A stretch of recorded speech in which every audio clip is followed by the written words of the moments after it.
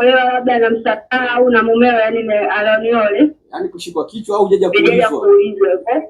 Kushikwa kichwa haukuulizwa? Kuulizwa kabisa. Haukuulizwa kama umekubali kuolewa? Ehe. Alafu chengine, hapana, alotozesha Mishe, lakini mume wangu mjomba wake yeye ndo yetu ni sahihi na sii bado hatuwezi kujibu. Bado shekhe hajakupata vizuri hapa. Kwanza cha kwanza, wakati anaolewa alikubali kuolewa? Swala la kwenda kuulizwa lingine. Wewe mwenyewe wakati unaolewa ulikubali kuolewa? Mimi nilikubali kuolewa, lakini kama tunajua sheria zetu kama mwanamke lazima apatwe. Mwambie achana hiyo. Mwambie hiyo hatuhitaji. Sio hiyo, bado. Pili ndio cha kuhusu nini? Wali ni nani? Mungu alionioa. Shehe alikuja kuozesha ni mjomba wake. Je, na sii ndo yetu? Wewe una baba? Muulize, anaye baba? Baba yangu yeye ndo wale watoto wa sisi wale watoto haramu. Asisha. Kani nini? Basi tumeelewa basi. Sheikh, kwa maana huyu mjomba wako Sheikh aliyesimamia ndoa, yani ndio mjomba wa bwana harusi, sio? Wa mume wangu. Nimeelewa. Hapa tulitaka kwenda mahala ambako hakika swali mwisho ndo katuwekea wazi. Ukhti, sikiliza kitu kimoja, ilibidi tusaidiane kwa sababu hapa ulikofika tulikuwa hatukupati. Ni kwamba ukweli wa mambo ni kwamba tuna mambo tunayachanganya. Ndio haya mambo tunayasema watu wabakie kwenye sunna ya Rasulullah sallallahu alaihi wa alihi wasallam. Suala la mwanamke, wewe fikiria ndugu zangu, mtu amekwenda kuposa.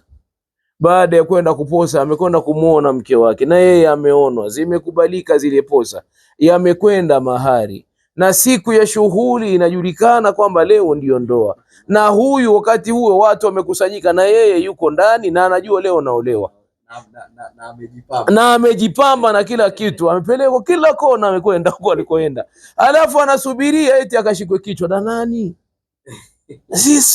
Hiyo sio katika dini wala halimu. Au aende sasa baba, wakati yeye yule wali wake anataka kwenda kumwozesha, yeye anajua hali yake ilivyo, ni kwamba kama ni mwanangu na hivyo tena shughuli tunakwenda sasa, ndio unakwenda kupata mume.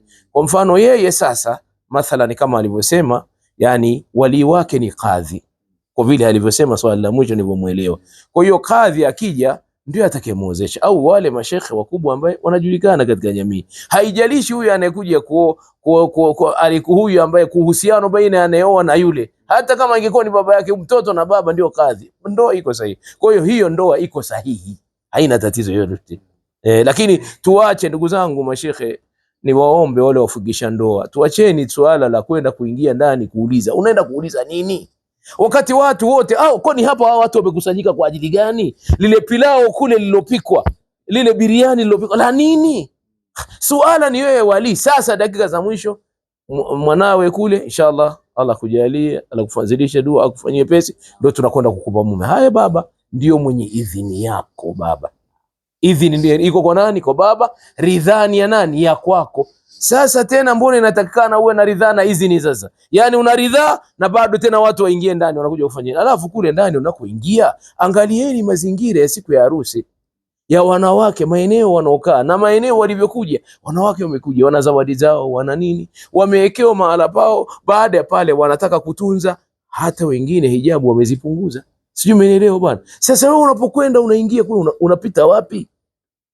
Kama wewe tu una wasiwasi, basi ukifika kaya kwa wali, wewe ndio wali, vipi mambo yako, tuko sawa, fungisha ndoa basi. Jazakallah khair.